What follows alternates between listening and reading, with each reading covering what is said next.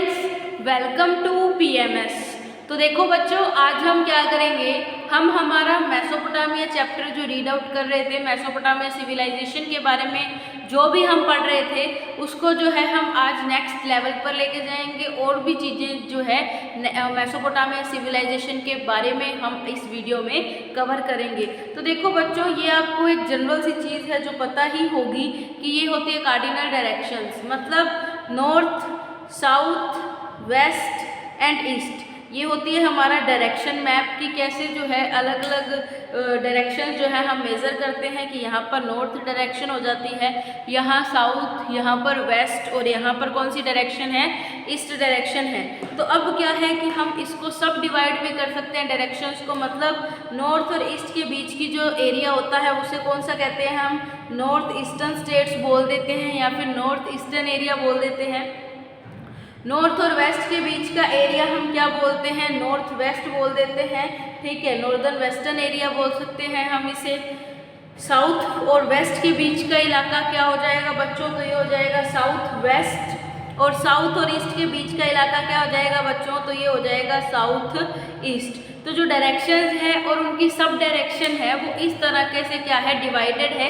ये बात आपको क्लियर हो गई होगी। आज हम जो है हमारे नोट से नेक्स्ट पार्ट जो है कवर करेंगे कि मेसोपोटामिया था, ठीक है। मैंने आपको मेसोपोटामिया की एक बार डायग्राम भी दिखाया था कि अगर मेसोपोटामिया जो है इस टाइप से अगर उसकी शेप है तो वो भी डिवाइडेड है डायरेक्शंस के अकॉर्डिंग, ठीक है। तो जो फर्स्ट डायरेक्शन है जिसकी हम बात करेंगे तो वो कौन सी डायरेक्शन है बच्चों, तो वो है नॉर्थ ईस्टर्न डायरेक्शन, जिसकी आज हम बात करेंगे इस वीडियो में। तो नॉर्थ ईस्टर्न में क्या था, नॉर्थ ईस्टर्न मेसोपोटामिया कैसा था बच्चों, कितना डेवलप था, हम ये देखते हैं। तो देखो, जो नॉर्थ ईस्टर्न था ना, जो नॉर्थ ईस्ट डायरेक्शन में जो भी मेसोपोटामिया का पार्ट आया था, तो वो क्या था, वो काफ़ी अच्छी रेनफॉल आती थी उस एरिया में, ठीक है, काफ़ी अच्छी रेनफॉल होती थी। नॉर्थ ईस्टर्न स्टेट्स में, नॉर्थ ईस्टर्न एरिया में काफ़ी अच्छी क्या होती थी, रेनफॉल होती थी। अगर रेनफॉल होगी तो क्या होगी, उस पर्टिकुलर एरिया में क्या होगी, हरियाली भी होगी, ठीक है। देखो, ये तो सिंपल सी बात है बच्चों कि अगर किसी एरिया में रेनफॉल हो रही है एक अच्छी क्वांटिटी में, तो वहाँ पे क्या होगा, एग्रीकल्चर प्रोड्यूस भी अच्छा होगा, वहाँ पे जो है खेती वगैरह भी अच्छी हो रही होगी। और क्या हो सकता है, वहाँ पर जो हरियाली है वो भी अच्छी होगी, मतलब ग्रीनरी सा एरिया मान सकते हैं कि जहाँ पर जो है रेनफॉल थोड़ी ज़्यादा हो, ठीक है। तो ये आपको समझ आ गया। और क्या था मेसोपोटामिया के इस एरिया में, इस एरिया में जो माउंटेन्स थे, ठीक है, जो माउंटेन्स थे वो किससे कवर्ड थे बच्चों, तो माउंटेन्स कवर्ड थे ट्रीज से, ठीक है। तो हम देखते हैं ना कि हम बोलते हैं कि यहाँ तो पहाड़ों पर भी क्या है कि हरियाली है, तो पहाड़ जो होते हैं वो भी किससे कवर्ड थे, ग्रीन ट्रीज वगैरह से जो है कवर्ड थे अच्छे से। और इस यहाँ पे क्या था, यहाँ पर वाइल्ड फ्लावर्स भी थे, मतलब जंगली फूल भी तो जो थे वो यहीं पर पाए जाते थे, ठीक है। और क्या चीज़ें हो सकती हैं बच्चों, सोचो। और लगभग ये किस टाइम पीरियड की बात कर रहे हैं कि यहाँ पर जो है एग्रीकल्चर स्टार्ट हो गई थी, तो वो हुई थी लगभग 7000 से लेकर 6000 BC में जो है यहाँ पर एग्रीकल्चर की शुरुआत हो चुकी थी। तो ये तो हमने बात करी बच्चों नॉर्थ ईस्ट डायरेक्शन के बारे में, नॉर्थ ईस्टर्न एरियाज़ के बारे में। तो आई होप आपको नॉर्थ ईस्टर्न जो एरिया है वो अच्छे से समझ आ गया होगा। एक बार मैं फिर से आपको बोलकर इसको बता देती हूँ कि नॉर्थ जो ईस्टर्न ये एरिया है इसमें क्या क्या चीज़ें हैं। तो इसमें आता है green tree covered mountain ranges with clear streams and wild flowers with enough rainfall to grow crops where agriculture began 7000 and 6000 BC, ठीक है। तो आई होप आपको ये चीज़ जो है वो अच्छे से क्लियर होगी। अब बात करते हैं हम बच्चों हमारी नेक्स्ट डायरेक्शन की, ठीक है। तो वो कौन सी है, वो है नॉर्थ, यानी कि नॉर्थ के एरिया की जो है हम वो यहाँ पर बात करेंगे। Stretch of upland cold steppe where animal herding offer people a better livelihood than agriculture. मतलब क्या है कि नॉर्थ का एरिया तो नॉर्थ ईस्ट से भी क्या कह सकते हैं, बेटर माना जाएगा। क्यों बेटर माना जाएगा, क्योंकि यहाँ पर लोगों के लिए एक बेटर लाइवलीहुड का क्या है, अरेंजमेंट किया गया है। लोगों की जो लाइफ है नॉर्थ के एरियाज़ में क्या है, ज़्यादा बेटर है नॉर्थ ईस्ट में रहने वाले लोगों से, ठीक है। तो नॉर्थ के जो लोग हैं वो अच्छे से ज़्यादा रहते हैं नॉर्थ ईस्ट के कंपैरिजन में। तो अब हम देख लेते हैं कि नॉर्थ ईस्ट में ऐसा क्या है कि जो लोग हैं वो बहुत अच्छे से रह पा रहे हैं, ठीक है बच्चों, तो हम किसकी बात कर रहे थे? हम बात करते थे नॉर्थ के इलाके की। तो नॉर्थ के इलाके में क्या थे? ऊंचे ऊंचे मैदान थे। ठीक है, मैदान होते हैं ना बच्चों, मैदान मतलब अपलैंड, जिसे हम क्या बोल देंगे, स्टिप भी बोल सकते हैं। यहाँ क्या थे? पहाड़ जो थे वो ज़्यादा थे, इसलिए एग्रीकल्चर तो यहाँ ज़्यादा नहीं होती थी। ठीक है, यहाँ पर एग्रीकल्चर नहीं होती थी, लेकिन यहाँ पर क्या ज़्यादा होता था?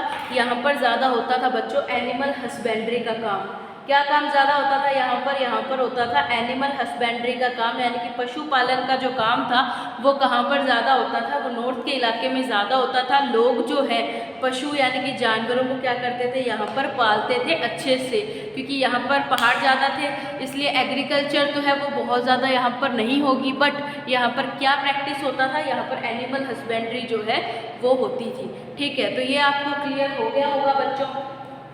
अब हम देखते हैं हमारी नेक्स्ट डायरेक्शन। ठीक है, तो वो नेक्स्ट डायरेक्शन क्या होगी? थोड़ा सा गेस कीजिए।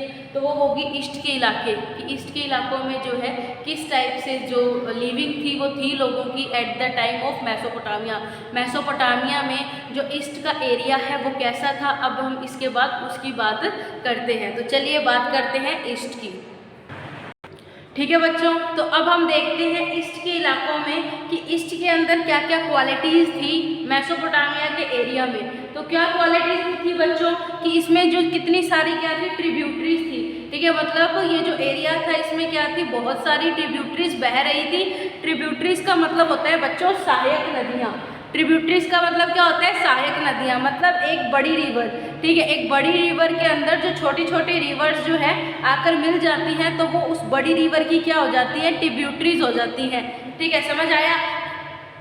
ठीक है कि क्या एक बड़ी रिवर और दूसरी छोटी छोटी रिवर्स क्या है उस बड़ी रिवर में आके क्या हो जाती हैं? घिर जाती हैं, अपना पानी वहाँ पर शेड कर देती हैं। तो वो जो बड़ी रिवर है उसकी ट्रिब्यूटरीज कौन सी हो जाएंगी? वो छोटी रिवर्स हो जाएंगी जो अपना पानी जो है उस बड़ी रिवर में क्या कर रही हैं? शेड आउट कर रही हैं। ठीक है, तो ये आपको समझ आ गया होगा।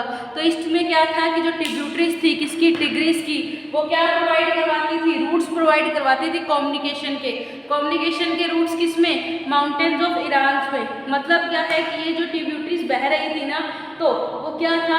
ना कहीं ट्रेड को ग्रो करने के लिए मदद करती थी। ठीक है, मतलब क्या है कि जो ये ट्रिब्यूटरीज बह रही थी ना, तो ये ट्रेड को बहुत ज़्यादा क्या करती थी? हेल्प करती थी। ठीक है, ट्रेड कैसे हो सकता है कि इन रिवर्स के थ्रू क्या होता था? बिजनेस होता था। फॉर एग्जाम्पल आज जो है हम करते हैं, इंडिया क्या है? इंडिया एक सिग्निफिकेंट रोल प्ले करता है ट्रेडिंग में। क्यों? क्योंकि वो क्या है? एक मिडल में लाई करता है सेंट्रल एशिया के, जिसकी वजह से क्या है कि वो काफ़ी सारे ओशियन और सी से सराउंडेड है, जिसकी वजह से ट्रेड रूट जो है वो बहुत शानदार बनते हैं। इसी तरह से जो ईस्ट का इलाका था उसमें क्या थी? ट्रिब्यूटरीज फैल रही थी। ठीक है, ट्रिब्यूटरीज क्या हो रही थी? बह रही थी। तो क्या था वहाँ पर जो ट्रेड था वो क्या था? बहुत ज़्यादा शानदार हो रहा था। ठीक है, तो अब आपको ये ईस्ट का भी समझ आ गया होगा। Move to our next direction. Next कौन सी है बच्चों? तो नेक्स्ट है साउथ।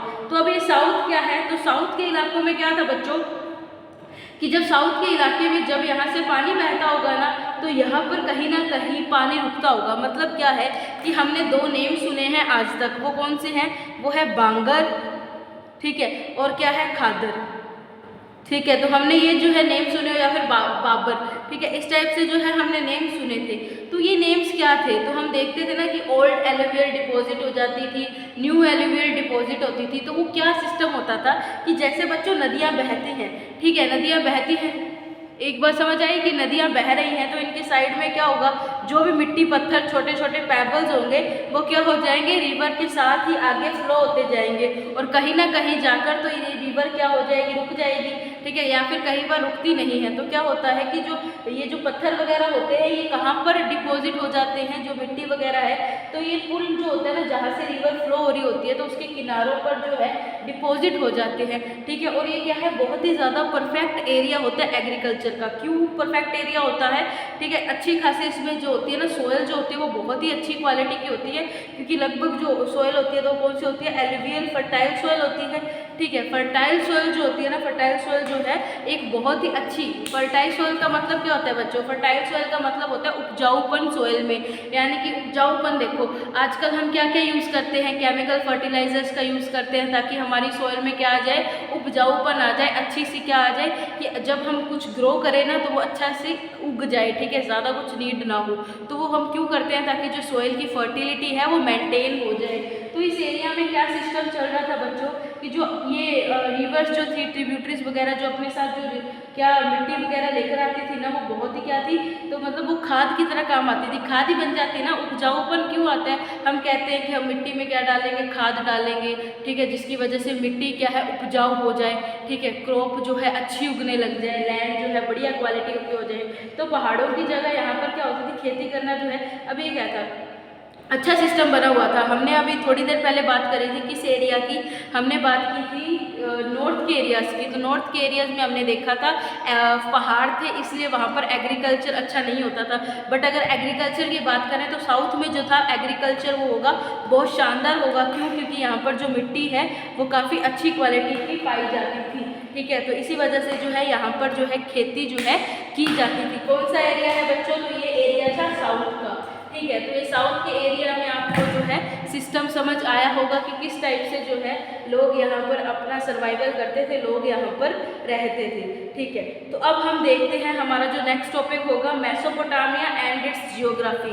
हम अभी क्या देखेंगे बच्चों, मेसोपोटामिया और उसकी जियोग्राफी के बारे में देखते हैं, ठीक है स्टूडेंट्स। तो अब देखते हैं मेसोपोटामिया और उसकी जियोग्राफी के बारे में कि वहाँ के जो लोग हैं वो सरवाइव कैसे करते थे, क्या वगैरह वो क्या कुछ जो है खाते थे, उन्हें क्या मिल जाता था गर्मियों में या फिर आम सीजन में। तो further fish was available in reverse. अब मैंने अभी थोड़ी देर पहले बात करी थी किसकी, ईस्ट के इलाकों की। तो ईस्ट में हमने देखा था ना बच्चों कि वहाँ पर जो है ट्रिब्यूटरीज का सिस्टम काफ़ी अच्छा था।